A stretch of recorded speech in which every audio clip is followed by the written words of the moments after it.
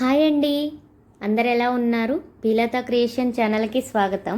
ఈరోజు ఒక మంచి వీడియోతో మీ ముందుకు వచ్చేసానండి. అదే మన మోపీదేవి టెంపుల్కి ఎలా వెళ్ళాలి, ఎక్కడ స్టే చేయాలి, పూజా విధానాలు అన్నీ తెలుసుకుందాం రండి. ఫస్ట్ టైం ఎవరైతే నా ఛానల్ చూస్తున్నారో ప్లీజ్ లైక్ చేసి, షేర్ చేసి, సబ్స్క్రైబ్ చేసుకోండి. మోపీదేవి టెంపుల్ అనేది కృష్ణా జిల్లాలోని మోపీదేవి గ్రామంలో ఉంది. చాలా పవర్ఫుల్ టెంపుల్.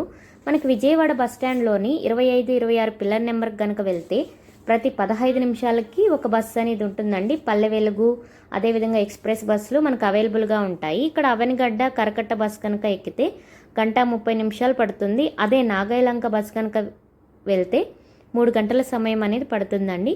చూస్తున్నారు కదా, ఇదేనండి మన మోపీదేవి టెంపుల్. మనకి ఇక్కడ టెంపుల్ ఎదురుగానే పార్కింగ్ అవైలబుల్ కూడా ఉంటుందండి. అదేవిధంగా చూస్తున్నారు కదా, ఇక్కడ మనకి కోనేరు కూడా ఉంది. ఇంత పెద్ద సుబ్రహ్మణ్య స్వామి అనేది మనకి దర్శనం అనేది ఇస్తారండి ఇక్కడ. రండి ఇప్పుడు టెంపుల్కి వెళ్దాము. టెంపుల్ టైమింగ్స్ అన్నీ కూడా తెలుసుకుందాము.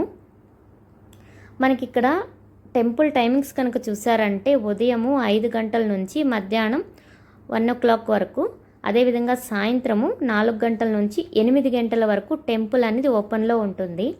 ప్రతి మంగళవారము, శనివారం, ఆదివారం అనేది విశేషంగా పూజలు ఉంటాయండి టెంపుల్లో. అదే టైంలోనే ఎక్కువ మంది కూడా వస్తారు. ఇక్కడ మనకి స్వామివారు కూడా పాము రూపంలో ఉండి శివలింగం ఆకారంలో మనకి దర్శనం అనేది ఇస్తారండి. పూజా టైమింగ్ అయితే మనకి మార్నింగ్ 5 గంటల నుంచి అదేవిధంగా మధ్యాహ్నం 12:30 వరకు పూజకి సంబంధించిన టికెట్స్ అనేవి ఇస్తారండి. మనకి ఫస్ట్ పూజ అయితే మార్నింగ్ 6 o'clock అనేది మొదలవుతుంది.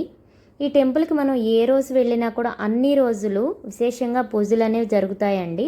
సంతానం, వివాహం, రావుకేతు, ఉద్యోగం, ఏ పూజ జరిపించుకున్నా మంచి ఫలితం అనేది ఉంటుంది.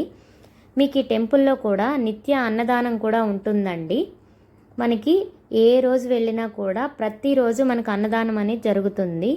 అన్నదానం కూడా మీకు మధ్యాహ్నం 12 గంటల నుంచి అదేవిధంగా రాత్రి అయితే 8 గంటలకి మనకు భోజనం పెడతారు. సంతానం లేనివారు, వివాహం లేట్ అయినా ఈ టెంపుల్లో ఒక నైట్ అనేది మనం నిద్ర చేశామంటే తప్పకుండా సంతానం లేని వాళ్ళకి, వివాహం లేట్ అయిన వాళ్ళకి కూడా అవుతుంది. ఏ కోరిక కోరుకున్నా కూడా తొందరగా నెరవేరుతుందండి. ఇక్కడ మనం ఒక నైట్ స్టే చేయడానికైతే మనకి మండపాలు, అదేవిధంగా బయట రూమ్స్ కూడా అవైలబుల్గా ఉంటాయి. టెంపుల్ అయితే మనకి 8 గంటలకు క్లోజ్ చేస్తారండి. 9 గంటలకి గర్భగుడి ముందు పడుకోవడానికైతే మనకు అనుమతిస్తారు.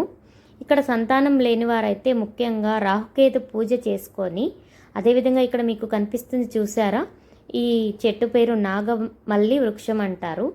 ఈ చెట్టు కనుక మనం ముడుపు కట్టుకొని 3 ప్రదక్షిణలు కనుక చేస్తే, ఉయ్యాలు కడితే తప్పకుండా సంతానం లేని వాళ్ళకైతే సంతానం తప్పకుండా కలుగుతుందండి. ఎందుకంటే ఈ టెంపుల్కి వెళ్ళి మేము కూడా పూజ చేసుకున్నాకే మాకు కూడా బాబు అనేది పుట్టాడండి.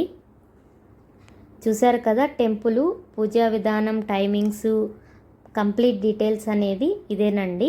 మళ్ళీ మనకి పూజ అంతా కంప్లీట్ అయిపోయాక బయటికి రాగానే మనకి అవనిగడ్డ బస్ అనేది ఉంటుంది. మనం విజయవాడకు అనేది వెళ్ళిపోవచ్చు.